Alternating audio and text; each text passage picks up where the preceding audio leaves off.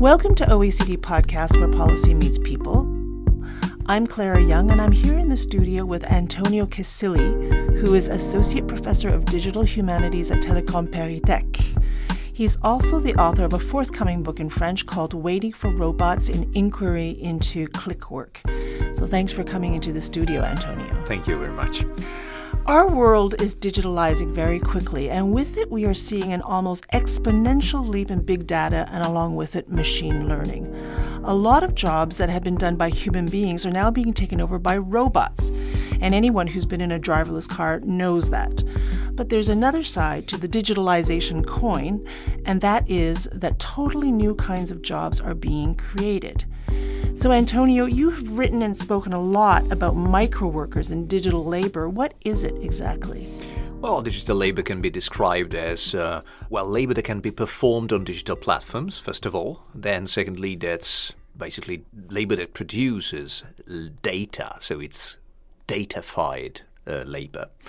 And what do you mean by datafying? Well, datafied means that basically sometimes you perform material tasks, like driving a car or using an app, and eventually you produce data. This data are not only the content that you produce, you take a picture, that's data, but also the kind of metadata, for instance, the timestamp of that same picture. Or you can add some labels, you can add a tag, that's my cat, and I put my hashtag cat. These are also ways of producing data. And in a way, these kind of digital labor, to an extent, is the labor that we produce, we perform every day on every platform. Sometimes it's completely free, like, the digital labor that we as users perform on platforms such as Google or Facebook. But then secondly, you have a lot of people who are micro-paid to perform pretty much the same tasks. And, basically they do annotation of data. For instance, they take a stack of pictures, 5, 10, 100, and they put labels on those. That's a sunny day, or they listen to conversations that not only pictures. There's also voice, and they can listen to a conversation and say this conversation is in English, or this conversation took place in a noisy place, in a noisy bar, for instance, and so on and so on.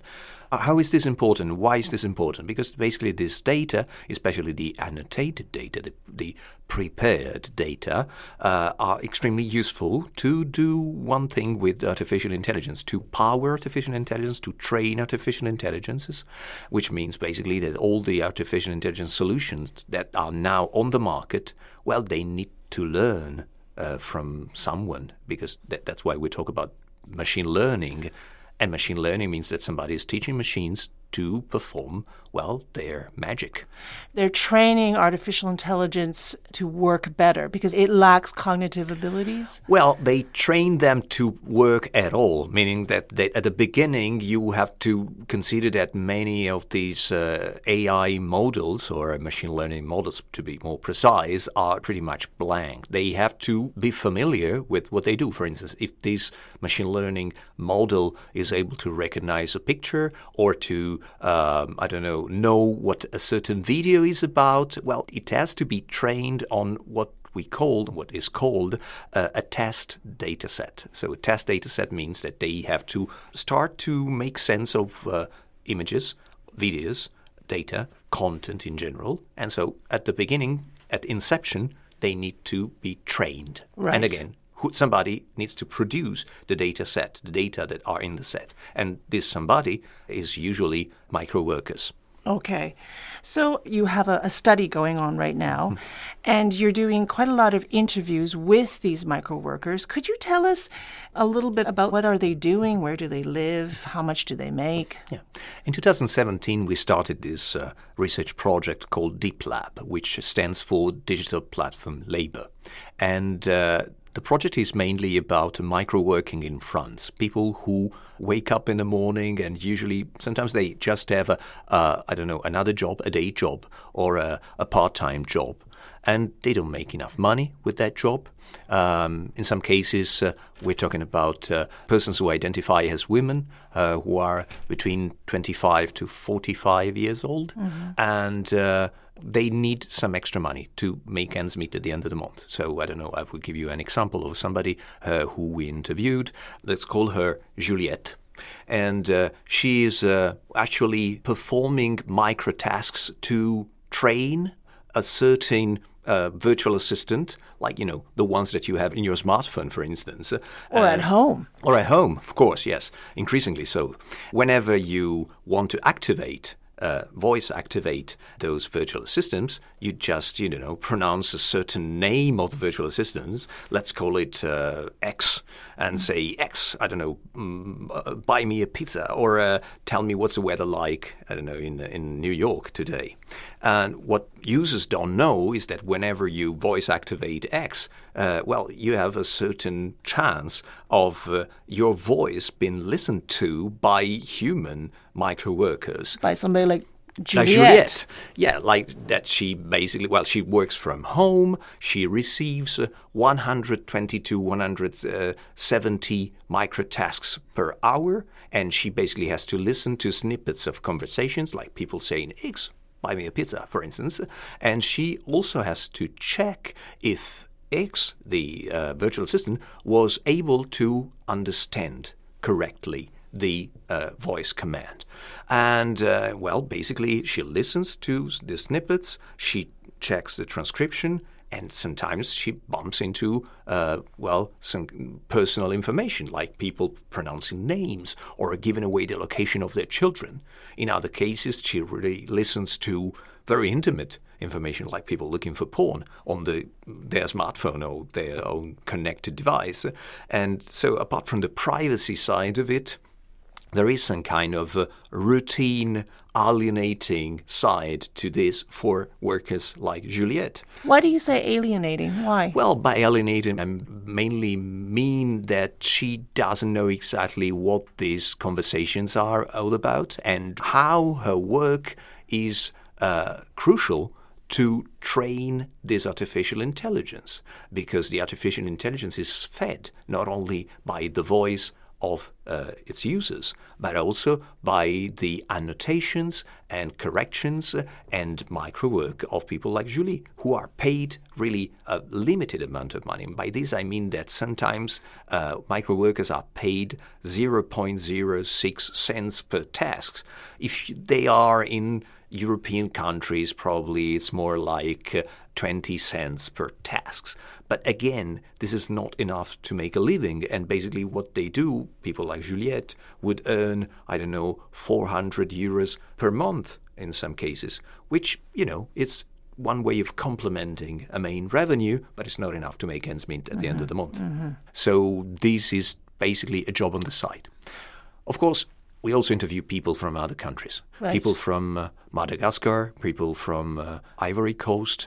And these countries, they have different situations, mainly because, the average wage is lower. And in this case, if you earn the same amount of money, performing the same tasks, that's a significant amount of money there, because in a country like Madagascar, where you have the average wage of 40 euros per month, if you earn 50 euros on the side, performing piecework on a remote platform to train some mysterious AI you don't know about, you don't know exactly what you're doing. Do they often don't know what they're doing, what the purpose of their work is? That's complicated. In many, many cases, they do not know. We have been interviewing people who were completely puzzled by the tasks they were given to perform. I don't know, somebody who was, for instance, recognizing or, labeling tomatoes in salad pictures. So she receives, 10, 15 pictures of a salad dish, and she had only to draw a square around tomatoes and not around mozzarella or greens. Why? That's very mysterious. It was not that mysterious if you know the trick, because basically she was training a dietary app, so some kind of nutritional advice app. So with this app, if you're a user of the app, you take a picture of your salad, and this app can calculate how many calories are in that dish or in that salad. But of course, this app does not perform her magic, from scratch. This app needs to learn. And who teaches this app? Well, people. Like the ones that we interviewed. Do you have an idea of how many people in the world are microworkers, and where do they live? Which countries do they live in predominantly? Let's start with what we know about France. For many years, we were not able to estimate how many people were working on such platforms in France.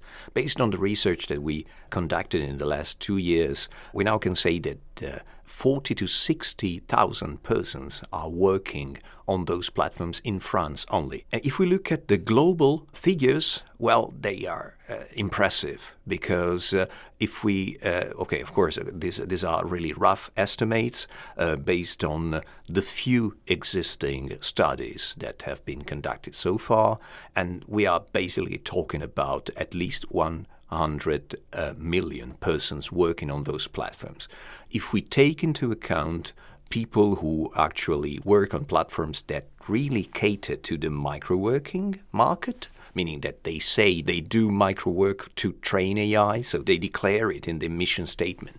But then there are also other platforms that are disguised as freelancing platforms where people say, you can find the director for your video or the graphic artist for your, logo. But if you look attentively, you will discover that there is a lot of microwork going on those platforms too. Well, sometimes there are also microtasks that are bought and sold. In other cases, you, pay for a complete and long project, but actually you have people who subcontract to other microworkers on the side. Right. So there's one way of fragmenting bigger projects on these semi-freelancing platforms. And sometimes you or I am doing micro work without even knowing about it and not being paid for it, because when we tag a photo or when we put in our data when we want to buy something, we're also doing the same thing. This is very true. We do perform an impressive amount of free, and I put a lot of brackets there, right? Free digital labor, free micro work for platforms such as Google. The most noticeable example is probably reCAPTCHA. reCAPTCHA was a system that was invented in 2008, and basically the idea is that you have to show you are not a robot. Right, it's the I'm not a robot. Yeah, if you want to retrieve, your password, if you want to leave a comment on a blog, you have to show that you're not a robot. Well, how do you show that? Well, by transcribing warped and strange words that robot already attempted to transcribe, and they failed miserably. And so this is why you show that you're not a robot by performing something that robots are not able to do. And by robots, we mean basically OCR, meaning text recognition softwares. Right. And by this, back in 2008, we meaning users, average users, were performing free digital labor, free micro work in particular for Google Books in particular, because we were helping Google Books to, better understand what was written in the book. Eventually, Google changed it, and they turned it into this visual, picture-based version of reCAPTCHA that is now everywhere. Yes. And the reason is quite strange, because what Google said is that now, we don't need text anymore. We have more sophisticated way of knowing if you're not a robot. But one of the reasons was that in 2015, Google was targeted by a big class action in the state of Massachusetts of hundreds of people who wanted to be reclassified as employees of Google for having performed this free micro work on reCAPTCHA. So they had to come up with something quickly. Now that we know a little bit about micro workers, what are the ethical problems that we need to think about, and what policy would you recommend to deal with the labor standards for micro workers? Well, first of all, we have to take into account some ethical issues that are connected to fairness and in terms of remuneration, and also in terms of giving micro workers voice in order for them to know exactly what they're doing, what kind of AI they are training. I will give you an example. I don't know if these micro workers are recruited to train a military AI of a hostile country. What does this do? to their own livelihood and life in general. In some cases, these are very scary situations, and microworkers don't even know about it. In other cases, in general, they should also have a voice, a collective voice, in terms of establishing their level of remuneration, how much they are rewarded for their job, and also how this job is recognized in terms of the legal framework of the country they are working in. So from this point of view, a few attempts at regulating microwork have been done. For instance, there are a number of interesting experiments that have been launched in Europe, in Sweden and in Germany. For instance, the German union IG Metall, which is probably the biggest union in Europe in terms of members, launched back in 2016 a platform to rate microworking platforms. So basically you can go there and say, I don't know, on these platforms you are paid a certain amount of money, and requesters, they are fair with you and they do not refuse to pay you and stuff like this. Or in these other platforms, on the contrary, you can name and shame bad requesters. So this is one way of self-regulating these platforms and giving microworkers voice. In other cases, one has to think about, I don't know, enforcing or establishing labor standards, international labor standards. For instance, two very good questions is, how much do you pay people that sometimes perform tasks while being, I don't know, in an emerging country or in a developing country, but the requester, meaning the main employer, let's put it like this, is based in, I don't know, the US or Europe. So what kind of level of remuneration? The one that is prevalent in Europe, for instance, or in some parts of Europe, or the one that is prevalent in the domestic market. Yeah. Another point is, in case of litigation, which courthouse is actually responsible and which legal system actually applies. And in this case, we only have tentative answers to these questions. But these are questions that, for instance, unions and companies, and of course also policymakers, are starting to ask themselves. Thank you very much, Antonio. That's a good first talk on digital labor. And thanks for listening to OECD Podcasts. I'm Clara Young. To find out more about new forms of work in the digitalized economy, please go to oecd.org/employment/future of work.